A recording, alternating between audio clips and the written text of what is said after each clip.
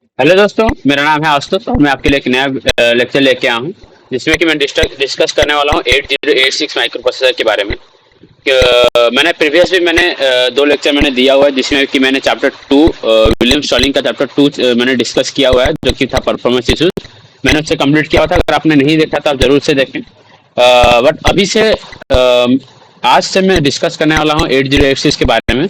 तो बने रहिए क्योंकि ये बहुत इंपॉर्टेंट टॉपिक है एग्जाम पॉइंट ऑफ व्यू से भी, और अगर आप नॉलेज के व्यू से भी देख रहे हैं तो भी इम्पोर्टेंट है। तो आप इसे देख सकते हैं, कोई दिक्कत वाली बात नहीं है। 8086 माइक्रो प्रोसेसर। तो इसके बारे में जानने से पहले हम कुछ बेसिक्स से जाएंगे। हम कुछ पहले छोटे छोटे चीज को देखेंगे, फिर हम 8086 के ऊपर कूदेंगे। एक बार में कूदेंगे तो कुछ समझ में नहीं आएगा। ठीक है, क्या हो रहा है कैसे हो रहा है, तो हम धीरे धीरे चलेंगे। ठीक है, तो बने रहिए मेरे साथ और देखते रहिए। तो ये जो माइक्रो प्रोसेसर है ना, पहले हम कुछ टर्म्स डिस्कस कर लेते हैं, जैसे कि माइक्रो प्रोसेसर। ठीक है, micro processor, micro processor and peripheral devices. Peripheral devices. ठीक है, तो यहाँ पे माइक्रो प्रोसेसर जो है, अच्छा मुझे एक बात बता, इसमें माइक्रो प्रोसेसर क्या है? माइक्रो प्रोसेसर का हम बोल सकते हैं कि माइक्रो और प्रोसेसर दो अलग अलग टर्म है। माइक्रो मतलब छोटा और प्रोसेसर मतलब कि एक डिवाइस जो कि डेटा प्रोसेसर करता हो। ठीक है, तो वो तो हो गया। अच्छा, अब हम माइक्रो प्रोसेसर के कुछ डेफिनेशन यानी कुछ पॉइंट्स लिखते हैं। माइक्रो प्रोसेसर एक्चुअल में होता क्या है?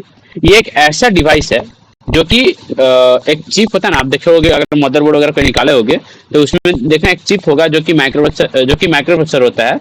वो एक उसी चिप के ऊपर फैब्रिकेट हुआ होता है ये माइक्रो प्रोसेसर। ठीक है, तो ये एक डिजिटल डिवाइस है।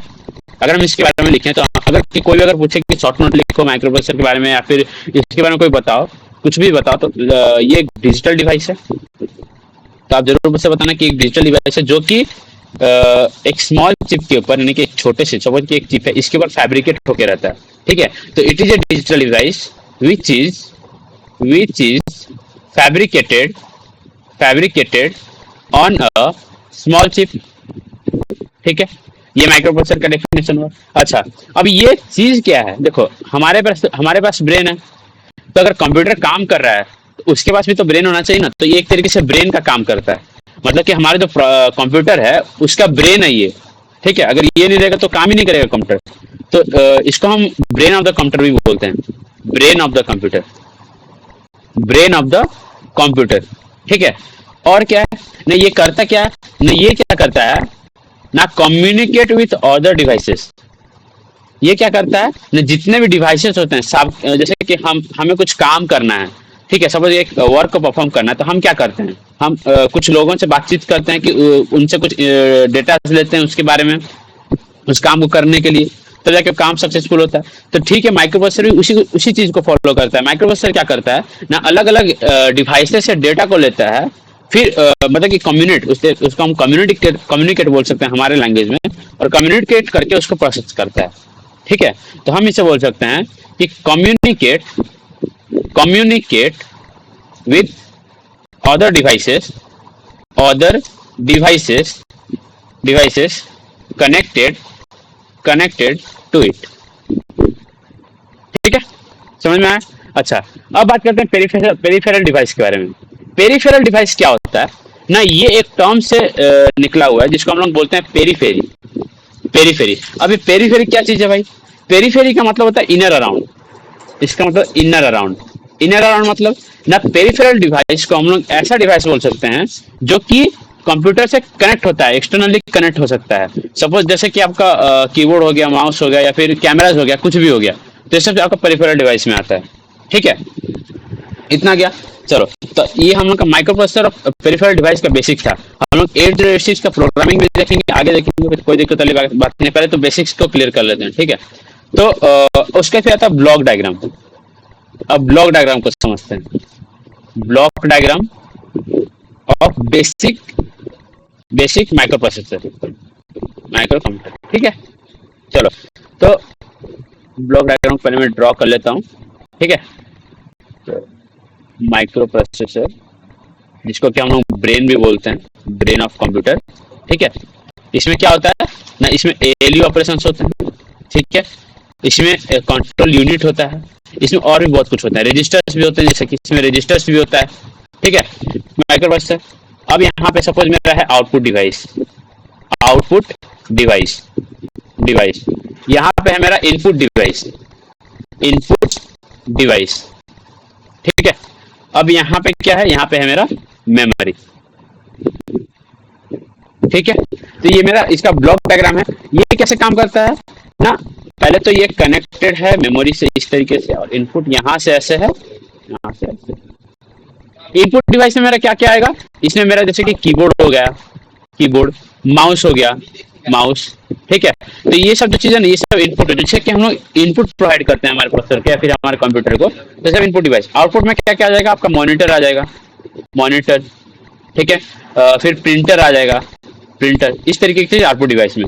तो ये काम कैसे करता है ना, पहले हमें इनपुट मिला, इनपुट होने के बाद माइक्रो प्रोसेसर में गया, जाने के बाद फिर वो क्या करता है ना, अगर उसके ऊपर कुछ भी इंस्ट्रक्शन या डेटा चाहिए उसको, तो वो एड्रेस सेंड करता है मेमोरी से, वहां से फिर इंस्ट्रक्शन या डेटा लेके आता है। आने के बाद उसको प्रोसेस करवाता है, प्रोसेस करने के बाद जो आउटपुट निकल के आता है वो मेरा आउटपुट डिवाइस को सेंड कर देता है। ठीक है, तो ये मेरा बेसिक सा ब्लॉक डायग्राम है। ठीक है, आप इसको समझ लेना जरूर से, मैंने इसको अभी तक समझा दिया है। ठीक है, अब चलते हैं हमारा बस के ऊपर, हम टाइम वेस्ट नहीं करेंगे, अभी बस के ऊपर चलेंगे। वो बेसिक सा डायग्राम था, लेकिन ये जो चीज है ना, कि ये इनपुट डिवाइस से डेटा आया, इससे मेमोरी में गया, यहाँ से आउटपुट से गया, ये सब होता कैसे है, ये चीज अभी देखेंगे थ्रू बस। ठीक है, थ्रू सिस्टम बस। अब बस क्या चीज है ना, बताता हूं मैं, बस थोड़ी देर की बात। बस स्ट्रक्चर, बस स्ट्रक्चर, बस क्या चीज है ना, जैसे कि हम रियल लाइफ का एग्जांपल लें कि जो बस ट्रांसपोर्ट होता है वो क्या करता है, हमें एक जगह से दूसरी जगह पे ट्रांसपोर्ट करवाता है। सेम उसी तरीके से कंप्यूटर में भी जो बस स्ट्रक्चर है, यानी कि जो सिस्टम बस है, वो सेम चीज करता है। मीन्स कि डेटा को लेके एक जगह से दूसरी जगह पे ट्रांसफर करता है। यानी कि बोला जाए तो ये मतलब कि एक तरीके से ट्रांसपोर्ट मीडियम है फॉर डेटा। ठीक है, तो हमारे जो बसेस होते हैं वो तीन तरीके का बस होता है। एक तो होता है address bus, address bus, address bus, और एक होता है data bus, data bus and control bus. ठीक है, पहले तो इसका हम डायग्राम ड्रॉ कर लेते हैं कैसे क्या कनेक्टेड रहता है, उसके बाद फिर हम डिस्कस करेंगे वन बाय वन। ठीक है, चलो। तो अगर हम डायग्राम ड्रॉ करें तो एक मिनट, सपोज यहाँ पे है सीपीयू, यहाँ पे है मेमोरी, मेमोरी। ठीक है, यहाँ पे है इनपुट आउटपुट। ठीक है, इनपुट और आउटपुट। ठीक है, अब सपोज कि यहाँ पे है मेरा कंट्रोल बस, कंट्रोल बस, एक मिनट, ये है मेरा कंट्रोल बस। ठीक है, फिर यहाँ पे आता है address bus, address bus, address bus, फिर आता है डेटा बस। ठीक है, ये हो गया मेरा डेटा बस, डेटा बस। ठीक है, अच्छा, ये कनेक्टेड कैसे है ना, सीपीयू तो पहले कंट्रोल बस से इस तरीके से कनेक्टेड है। ठीक है, फिर अब ये कनेक्टेड है एड्रेस बस से, एड्रेस बस से। ठीक है, अब सीपीयू से कनेक्टेड है डेटा बस से। अब एक चीज हमेशा नोटिस करना, जो एड्रेस बस होता है ना बाबा, वो यूनिडायरेक्शन होता है। क्यों होता है मैं वो भी बताऊंगा।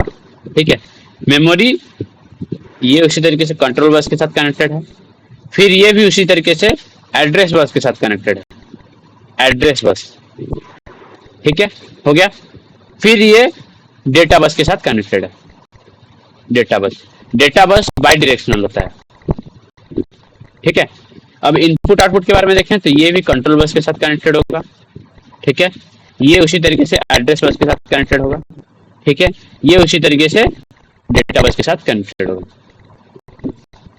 ठीक है, तो ये जो है ना, ये मेरा सिस्टम बस है, जिसके अंदर मेरे तीन तरीके के बस होते हैं। ये मेरा होल मेरा सिस्टम बस है, सिस्टम बस है मेरा कंट्रोल। अब एक एक करके समझते हैं कि इसका काम को क्या है।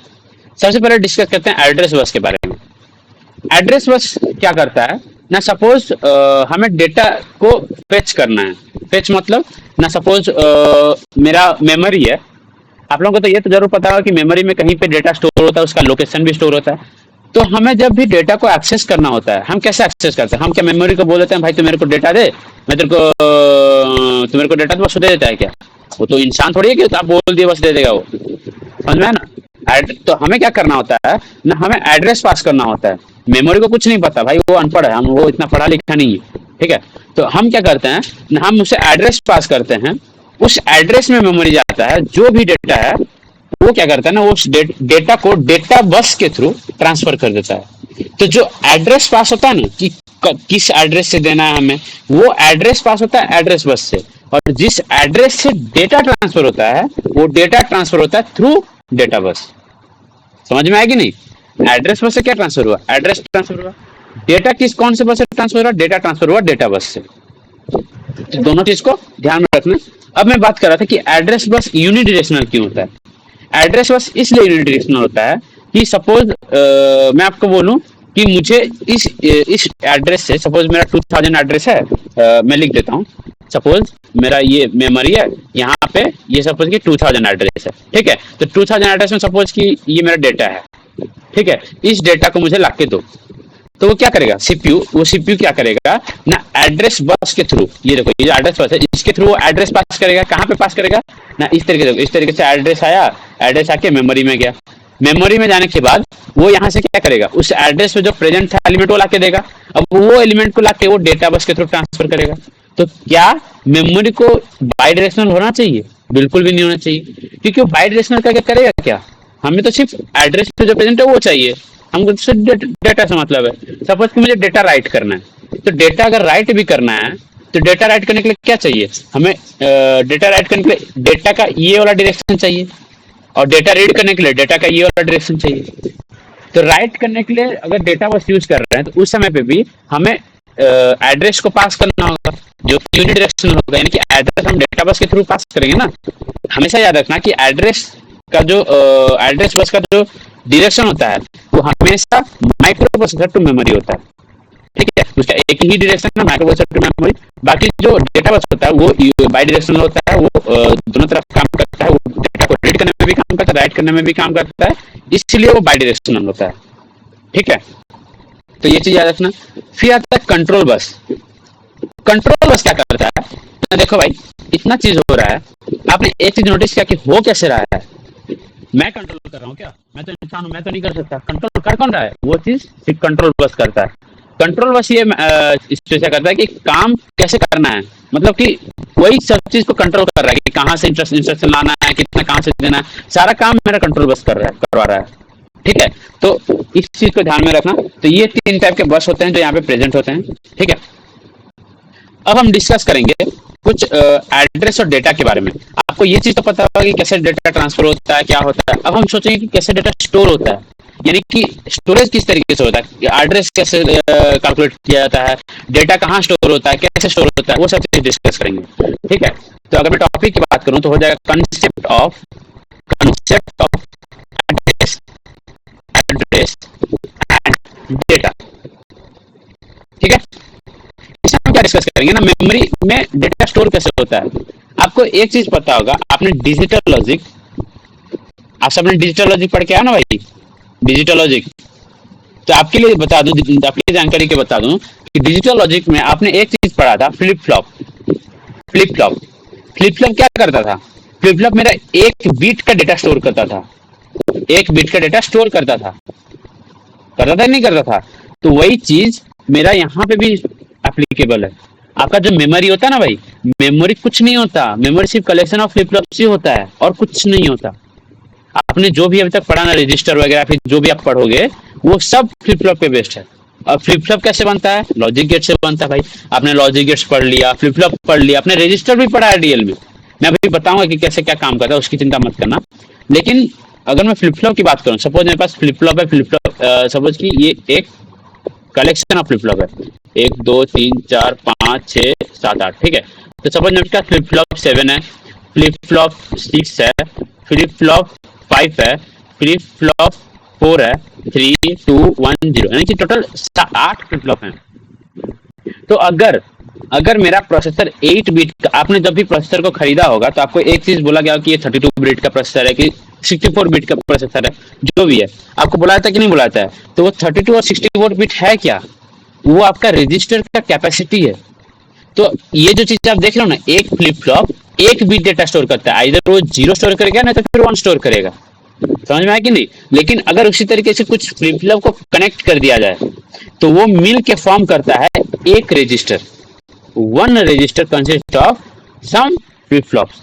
अगर 8 कंसिस्ट कर रहा है तो 8 बिट प्रोसेसर हो गया। अगर 16 फ्लिप फ्लॉप कंसिस्ट कर रहा है तो वो 16 बिट प्रोसेसर हो गया, फिर वो 16 बिट डेटा स्टोर कर पाएगा। अगर वो 32 बिट कंटेंट कर रहा है तो 32 बिट प्रोसेसर हो गया, उसी तरीके से 54 बिट प्रोसेसर हो जाएगा। समझ में आया कि नहीं? तो इस तरीके से हमारा डेटा स्टोर होता है। फ्लिप फ्लॉप एक भी डेटा स्टोर करता है और register number of bits data store करता है। अब जिस तरीके से मैंने आपको फ्लिप फ्लॉप और रजिस्टर के बारे में बताया, अब उसी तरीके से अगर जिस तरीके से नंबर ऑफ फ्लिप फ्लॉप मतलब कि bunch of flip flop makes register and bunch of register makes memory। तो मेमोरी कुछ भी नहीं है, ये सिर्फ bunch of register है। देखो जैसे कि ये एक रजिस्टर हो गया, ये एक रजिस्टर हो गया, इस तरीके से करते करते करते बहुत सारे रजिस्टर हैं, तो ये मेरा मेमोरी हो जाएगा। फिर समझ में आ गया नहीं? सपोज रजिस्टर 1 है, रजिस्टर 2 है, रजिस्टर 3 है, RN है, तो ये मेरा मेमोरी हो जाएगा। समझ में आ गया डेटा कैसे स्टोर होता है?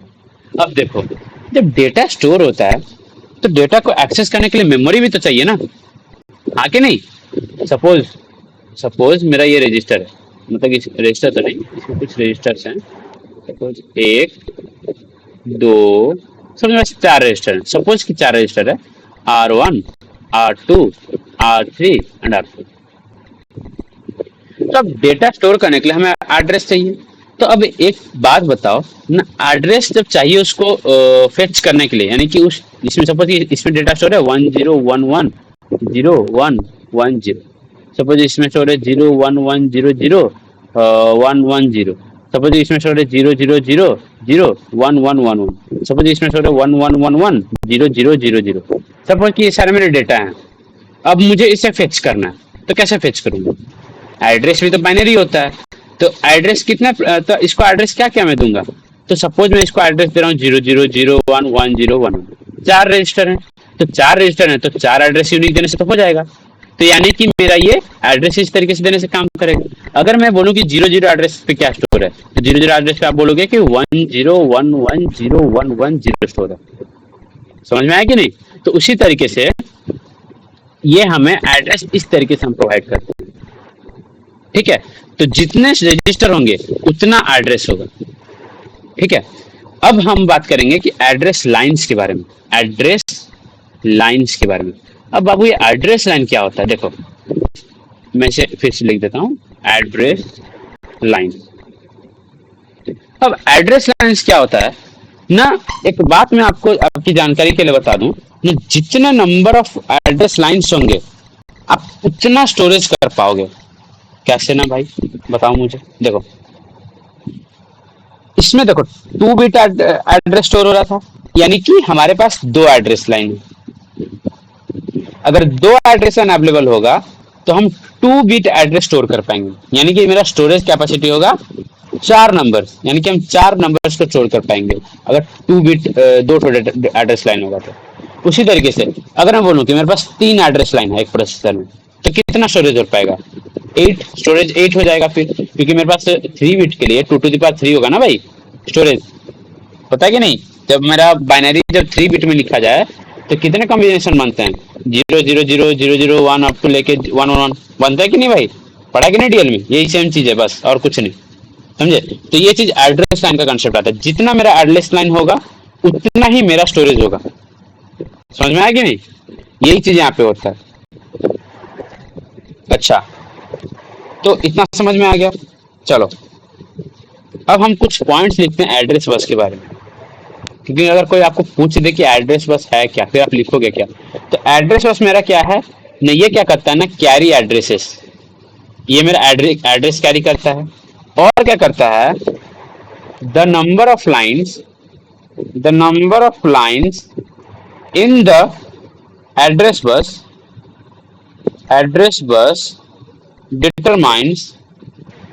determines the number of physical memory memory location. ये बोल रहा है, ये जो मैंने सेकेंड पॉइंट लिखा ना, ये बोल रहा है the number of lines in the address bus determine the number of physical memory location. यानी कि जितना मेरा एड्रेस लाइन होगा उतना ज्यादा मेरा स्टोरेज होगा। तो आप जब भी आप खरीदने के लिए जाते हो, आप पूछते हो कि मेरा कंप्यूटर का स्टोरेज कितना है, वो बोलता है कि 1 TB। आप मोबाइल खरीदने के जाते हो, पूछता है कि मोबाइल का स्टोरेज कितना है, आप बोलते हो कि 32 GB या फिर 128 GB। तो वो स्टोरेज आया कहाँ से? जब आप पूछते हो कि मैं इसका स्टोरेज बढ़ा सकता हूँ कि नहीं, बोलते हो कि हाँ बढ़ा सकते हो, बस इतना तक बढ़ा सकते हो। उसका एक लिमिट देता है। तो वो लिमिट देता क्यों है? इसी कारण से देता है क्योंकि जितना मेरा एड्रेस बस मतलब कि जितना मेरा एड्रेस लाइन्स होगा उतना ही मेरा लिमिट होगा। समझ में आया कि नहीं? सपोज मैं अगर आपके एग्जाम्पल के लिए एक बात बताऊं कि मेरे पास अगर एक एड्रेस लाइन है, एक सपोज, एक मिनट, अगर मेरे पास एक एड्रेस लाइन है, एक एड्रेस लाइन, तो उसमें से कितना डेटा पास होगा? या तो 0 या तो 1, यानी कि 2 बाइट्स पास हो सकता है कि नहीं? 2 बाइट का डेटा पास होगा ना। अगर सपोज सपोज कि मेरे पास दो एड्रेस लाइन है, दो एड्रेस लाइन है, एक मिनट, हाँ, इसमें एक लाइन है तो हमारा एड्रेस हो सकता है 0 या फिर 1, यही एड्रेस होता है। अगर दो एड्रेस लाइन है तो मेरा एड्रेस क्या क्या हो सकता है? 00, 01, 10, 11, यानी कि मेरा 4 एड्रेस फॉर्म हो सकता है। यानी कि 4 अलग अलग लोकेशन में मेरा डेटा स्टोर हो सकता है। यानी कि मेरा मेमोरी स्पेस क्या हो जाएगा? 4 बाइट हो जाएगा कि नहीं हो जाएगा भाई? अब अगर मैं 3 की बात करूं, 3 एड्रेस लाइन, तो 8 बाइट मेमोरी हो जाएगा। अब उसी तरीके से अगर मैं और नीचे जाऊं, और अगर मैं बात करूं 10 एड्रेस लाइन की, तो मेरा स्टोरेज कितना हो जाएगा? 1024 बाइट, 1024 बाइट, क्योंकि 2 to the 10 कितना होता है? 1024, जो कि मेरा 1 KB के बराबर है। तो अब आप समझ सकते हो कि 1 KB स्टोरेज का मतलब होता है कि 10 एड्रेस लाइन। तो उसी तरीके से आप समझ जाना कि 1 MB में कितना एड्रेस लाइन होगा, 1 MB की बात छोड़ो, 1 GB में कितना एड्रेस लाइन होगा, 1 TB में कितना एड्रेस लाइन होंगे। इमेजिन कर पा रहे हो कि नहीं? अगर 1 KB में 10 एड्रेस लाइन है तो 1 MB, 1 GB, 1 TB, कितने सारे एड्रेस लाइन फॉर्म हो जाएंगे। समझ में आ रहा है कि नहीं? यही चीज है। तो इसी तरीके से समझ आना कि हमारा जो प्रोसेसर है उसमें एड्रेस लाइन कितनी कॉम्प्लेक्स तरीके से उसमें सजा के रखा गया है। समझ में आया कि नहीं? चलो, तो ये आपको समझ में आ गया होगा कि एड्रेस लाइन क्या होता है, या फिर डेटा स्टोर कैसे होता है, क्या कैसे होता है, सब कुछ समझ में आ गया होगा। ठीक है। डेटाबेस हमेशा याद रखना, डेटाबेस सिर्फ डेटा कैरी करता है और कुछ नहीं करता। ठीक है। तो इंट्रोडक्शन के लिए तो इतना ही था। बाकी हाँ, और एक चीज मैं आपको बता दूं कि जितने, सपोज कि मेरे पास n एड्रेस लाइन्स हैं, तो मेरे पास टोटल स्टोरेज हो जाएगा 2 to the power n। ठीक है। ये मतलब कि स्टोरेज तो नहीं, 2 to the power n location form हो जाएंगे और मेरा स्टोरेज हो जाएगा 2 to the power n KB। ठीक है। तो MB उसी तरीके से कन्वर्ट कर लीजिएगा। समझ में आया कि नहीं? चलो, तो ये हमारा आज के लिए बेसिक्स था। मैं और आज ज्यादा डिटेल में नहीं जाऊंगा। कल से हम स्टार्ट करेंगे 8086, उसका आर्किटेक्चर देखेंगे, फिर उसके प्रोग्रामिंग के बारे में हम डिस्कस करेंगे। ठीक है। तो आज मैंने जो भी आपको बताया, आप एक बार उसे ओवरलुक कर लीजिएगा कि क्या होता है, कैसे होता है। फिर हम कल नेक्स्ट डिस्कस करेंगे बाकी के बारे में। मैं आपको एक PPT भी दिखा देता हूँ। ये अगर आप मेरे कॉलेज से बिलोंग करते हो तो सपोज कि अगर आप ITR कॉलेज से बिलोंग करते हो तो आपके ITR के जो लॉग मीन्स लिंक होगा सेमेस्टर 4 का, उसमें ये PPT है। ठीक है। आप वहां से डाउनलोड कर सकते हो, ओवरव्यू ऑफ द 8086 माइक्रोप्रोसेसर। इसमें आपका लर्निंग ऑब्जेक्टिव और सब कुछ दिया हुआ है 8086 के बारे में। ठीक है। तो इसमें से मैं आपको कुछ बता भी देता हूँ। सपोज मैं अगर इंटेल प्रोसेसर के बारे में बताऊँ, तो मेरा सबसे पहला जो प्रोसेसर था इंटेल का, वो था 4004, इंटेल 4004, जो कि 1970 में बनाया गया था और वो पहला 4 बाइट प्रोसेसर था। एक मिनट, आई थिंक,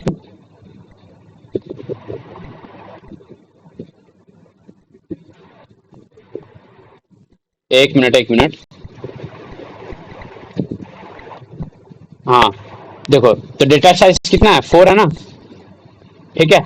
तो मेरा 4 बिट प्रोसेसर था, तो ये और ये फर्स्ट माइक्रो प्रोसेसर था बाय इंटेल, ठीक है। तो अब ये चार्ट भी देख सकते हो, ये चार्ट भी बहुत इंपॉर्टेंट है क्योंकि एग्जाम से पूछे जाते हैं। इसमें आपको पूछ देगा 8086 के बारे में कुछ लिख दो, 4004 के बारे में शॉर्ट नोट लिख दो, अगर आप कॉलेज के पॉइंट ऑफ व्यू से देख रहे हैं तो, ठीक है। पेंटियम 2 के या फिर पेंटियम प्रो के बारे में कुछ लिख दो।